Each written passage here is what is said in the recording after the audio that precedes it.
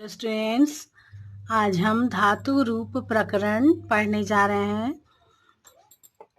क्रिया जिसके द्वारा किसी कार्य का करना अथवा होना पाया जाता है उसे क्रिया कहते हैं। क्रिया जैसे इंग्लिश में क्रिया वर्ब को कहते हैं ना, वर्ब कहते हैं क्रिया को।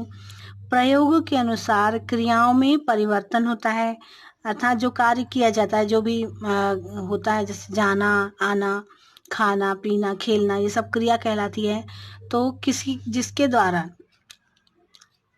किसी कार्य का करना अथवा होना पाया जाता है उसे क्रिया कहते हैं। प्रयोग के अनुसार क्रियाओं में परिवर्तन होता है। परिवर्तन होने से पहले क्रिया का जो मूल रूप होता है उसे संस्कृत में धातु कहते हैं। जैसे रामः मंदिरम गच्छति, राम मंदिर जाता है।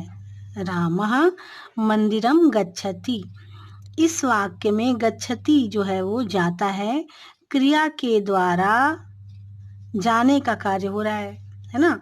अतः गच्छति क्रिया है। यह गम मूल धातु से बनी है, अतः इसमें गम धातु है, गम से गच्छ। फिर है इसी तरह से गण। संस्कृत में धातुओं को 10 गणों में विभाजित किया गया है, जो कि हम आगे देखते हैं।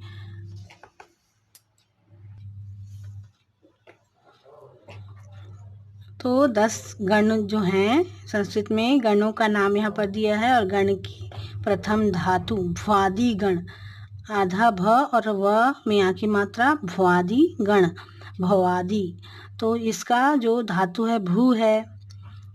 फिर है अदादि गण, जो शब्द हैं जो भ से शुरू होने वाले भ्वादि गण कहलाएंगे। अ से शुरू होने वाले जो धातु हैं वो अदादि गण, अद। फिर जुहोत्यादि गण, हु से, ह से और हमें उ की मात्रा, हु से जो शब्द शुरू होंगे, जो धातु होंगे, उन्हें जुहादि गण कहेंगे। जुहोत्यादि गण अर्थात जू, ह इत्यादि गण, जुहोत्यादि, जू और ह, हो इत्यादि गण को हु धातु कहा गया। फिर है दिवादि गण, दिव, जैसे कोई धातु दिव से शुरू हो रहा है तो वो दिवादि गण में आ जाएगा। फिर है स्वादि गण, जो धातु सु से शुरू होगा, सु शब्द से, तो वह स्वादि गण हो जाएगा। अगला है तुदादि गण। तुद शब्द से जो धातु होगा तो वह तुदादि गण में आ जाएगा। इसी तरह से रुधादि गण, रुध जिसका धातु होगा वह रुधादि गण कहलाएगा। फिर है तनादि गण, तन से जो धातु रूप होंगे वो तनादि गण में आ जाएंगे। क्रयादि गण अर्थात क्री से जो धातु शुरू होंगे वो क्रियादि गण। चुरादि गण, चुर से जो धातु होंगे वो चुरादि गण कहलाएंगे। इसी तरह से क्रियाओं के रूप चलने के क्रम को पद कहते हैं। पद 2 होते हैं, परस्मयी पद और आत्मनेय पद। परस्मयी पद अर्थात जब हम दूसरे के लिए कोई बात कहते हैं तो वह परस्मयी पद कहलाता है। और आत्मनेय पद जब हम अपने लिए कोई बात कहते हैं तो वह आत्मनेय पद कहलाएगा।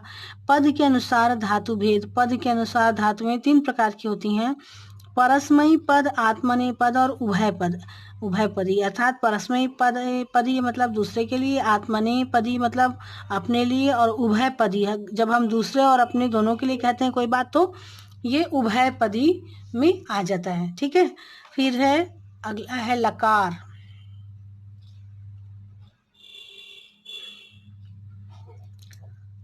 प्रत्येक क्रिया किसी न किसी समय में संपन्न होती है, अतः इस समय को सूचित करने के लिए संस्कृत में 10 लकार होते हैं, है ना। समय के लिए